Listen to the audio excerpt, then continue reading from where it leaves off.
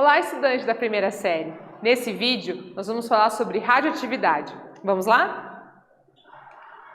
Então, aqui a gente está falando sobre as partículas existentes no átomo. Então, vocês já sabem que no núcleo encontramos os prótons, que a gente representa por P+, e os nêutrons N0. E na eletrosfera temos os elétrons, que a gente representa ali com um E minúsculo e o tracinho do negativo.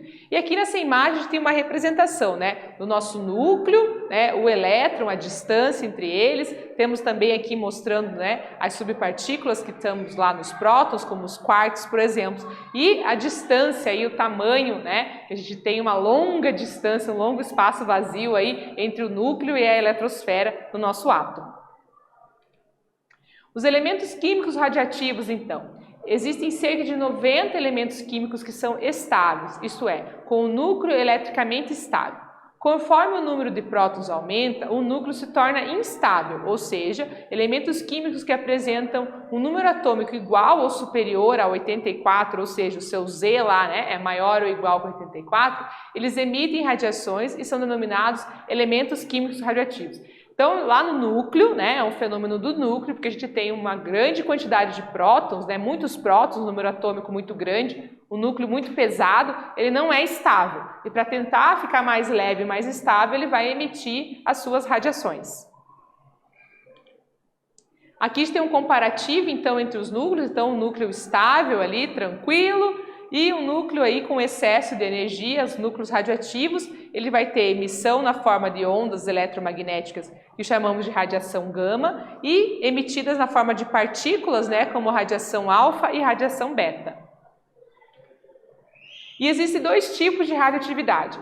Temos a radioatividade natural, que é aquela que ocorre espontaneamente na natureza a partir de elementos químicos radioativos, e temos a radioatividade artificial, que é aquela que acontece quando há o bombardeamento de um átomo com partículas aceleradas, partículas alfa, beta, nêutrons, prótons, pósitrons ou deuterons, e nesse caso surgem outros elementos que não são encontrados na natureza. Então, os elementos artificiais, eles são produzidos dessa forma. A gente tem o bombardeamento de um átomo que é estável, com alguma dessas partículas aceleradas, e aí a gente vai ter o surgimento de novos elementos químicos. É assim que a tabela periódica vai ganhando novos elementos. Então, a radioatividade existe natural e artificial.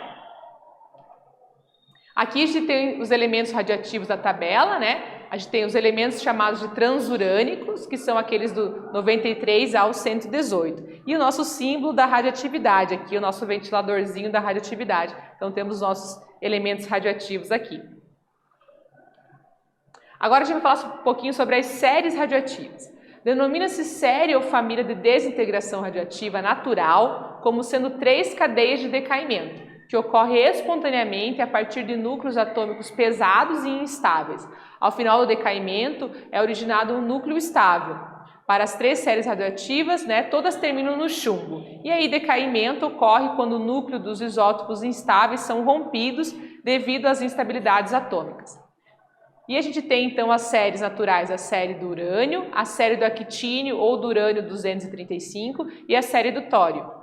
E aqui a gente tem a imagem, mostrando como é que funciona. Então a gente tem, por exemplo, a série do urânio, começa lá no urânio 238, 4,5 bilhões de anos, ele vai emitindo partículas alfa e aí ele vai virar o tório 234, entre 24 a 6 dias, partículas betas e forma um novo elemento e no final ele termina num elemento estável, que nesse caso é o chumbo e todas as 3 terminam no chumbo.